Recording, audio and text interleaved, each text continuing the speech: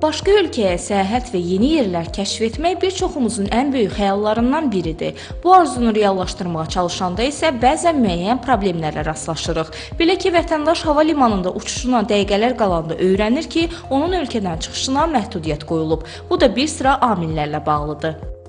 Cinayət prosesi zamanı mümkündür. Eyni zamanda şəxsin barəsində seçilmiş qəti imkan tədbirinin icrası ilə əlaqədar şahid qismində cinayət proseslərinə cəlb olunduğu zaman şəxsin ölkədən çıxışı qadağası qoyulur. Qeyd edeyim ki, vətəndaşa bununla bağlı öncədən məlumat verilməsi daha doğrudur. Ölkə ərazisini tərk edən zaman hava limanlarında sürpriz ilə qarşılaşmasın. Belə olan təqdirdə vətəndaşın ixtiyarı çatır ki, məhkəmə nəzarəti qaydasında həmin qərardan şikayət versin və qərarın ləğvinə nail olsun. Eyni zamanda ona dəymiş maddi zərəri də ona xəbərdarlıq etmədən bunu tətbiq edən orqana qarşı həyata keçirsin və tələb eləsin. Çox vaxt vətəndaşlar bir müddətdən sonra qərarın qüvvədən düşdüyünü düşünür. Hüquqşünaslar qeyd edir ki, bundan tam əmin olmaq üçün müəyyən addımlar atılmalıdır. Hər hansısa sürpriz qadağa ilə qarşılaşmamaq üçün vaxtında bəzi üsullarla yoxlanış apara bilərlər. Hallarda vətəndaş məhkəmə qərarını icra ilə bitirdikdən sonra elə zənn edir ki, artıq onun ölkədən çıxış qadağası da götürülmüşdür. Bu əsla belə deyildir.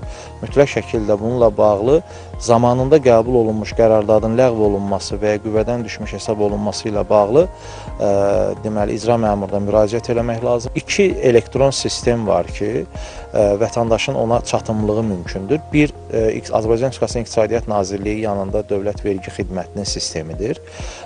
İki, Ədliyyə Nazirliyinin sistemidir. Hər iki sistem vasitəsilə vətəndaş özünün şəxsiyyət vəsiqəsinə aid məlumatları daxil etməklə ölkədən çıxış qadağasının olub-olmadığını yoxlaya bilər.